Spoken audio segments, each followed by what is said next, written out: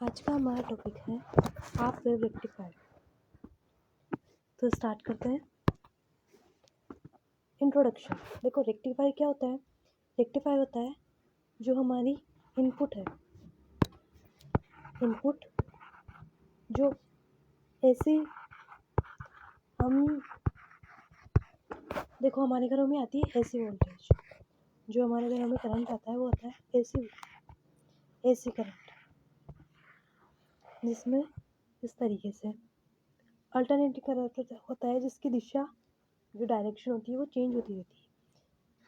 अगर कभी इस दिशा में फ्लो करेगा तो उसके बाद इस दिशा में फ्लो करेगा, डायरेक्शन चेंज होगी तो उसका जो लेकिन जो हमारे घरों में जो उपकरण होते हैं, जो डिवाइसेस होती हैं वो सब वर्क करती है डीसी वोल्टेज, डीसी करंट पे।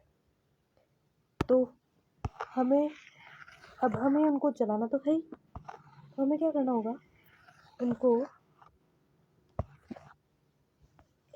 एसी को डीसी में कन्वर्ट करके उनको देना पड़ेगा।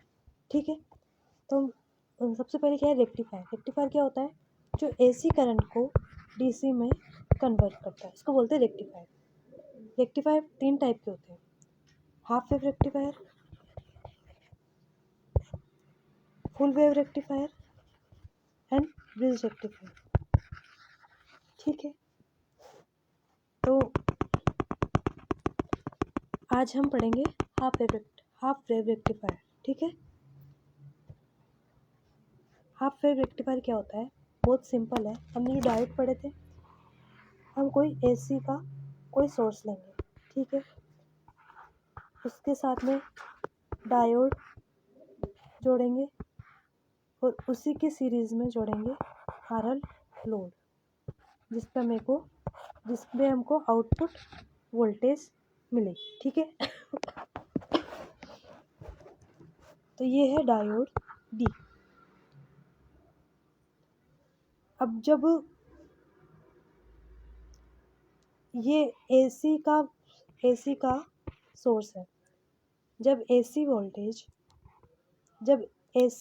करंट आएगा तो मान लो फर्स्ट हाफ, एसी करंट के फर्स्ट हाफ में ये है पॉजिटिव और ये है नेगेटिव, तो और ये है डायोड का पी सिरा और ये है डायोड का एन सिरा। जब एसी का फर्स्ट हाफ आएगा पॉजिटिव हाफ, तो उसके अंदर क्या होगा, डायोड होगा फॉरवर्ड बायस। फॉरवर्ड बायस में डायोड करंट को जाने देता है। ठीक है, तो करंट फ्लो करेगा, डायोड में से जाएगा, तो हमको जो आरएल है, जो हमारा लोड रेजिस्टेंस है, उसके ऊपर हमको करंट मिलेगा, आउटपुट मिलेगा।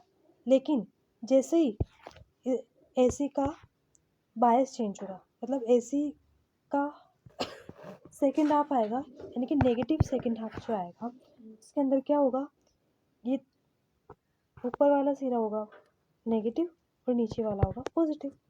ठीक है, तो डायोड होगा रिवर्स बायस।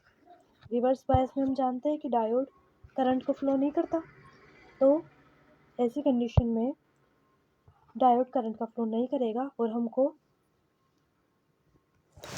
आउटपुट नहीं मिलेगा। अब देखो इसका डायग्राम कैसे बनेगा। हमने इनपुट दिया एसी वोल्टेज ऐसा, ठीक है, ये है पॉजिटिव, फर्स्ट पॉजिटिव हाफ, ये है नेगेटिव और ये है फिर पॉजिटिव, फिर ये है नेगेटिव। अब इसका जो रिजल्टेंट मिलेगा कैसा मिलेगा, कुछ ऐसा, समझ रहे हो जी। ये फर्स्ट पॉजिटिव हाफ है, नेगेटिव हाफ में कुछ नहीं मिला, फिर फर्स्ट पॉजिटिव हाफ, मतलब ये 50%, मतलब लगभग आधी जो हमारा करंट होता है उसको इसमें कन्वर्ट करता है। ठीक है,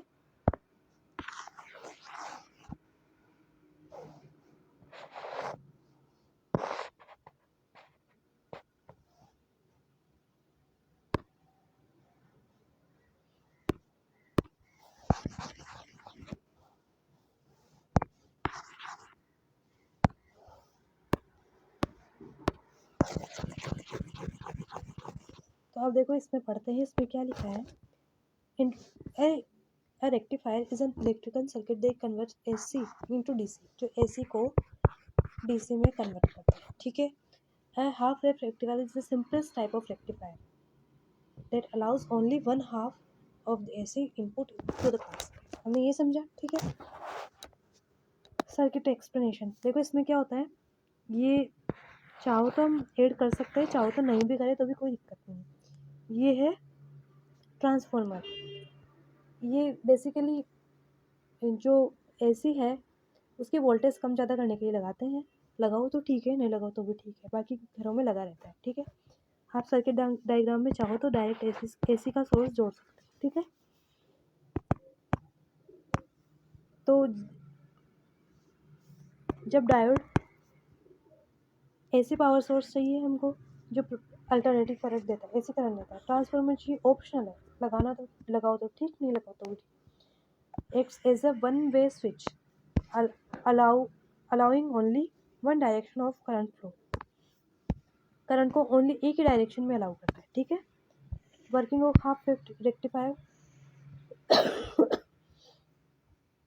ये कैसे, फर्स्ट पॉजिटिव हाफ के अंदर ये मैंने समझाई दिया, ऐसे वोल्टेज पॉजिटिव होती है तो डायरेक्ट फॉरवर्ड बायस में होता है, करंट को फ्लो करवाता है, ठीक है. नेगेटिव हाफ साइकिल में क्या होता है, ये रिवर्स बायस में होता है और ब्लॉक्स द करंट को जाने नहीं देता और हमें आउटपुट वोल्टेज जीरो मिलता है, ठीक है. तो आज का जो हाफ वेव रेक्टिफायर खत्म हुआ.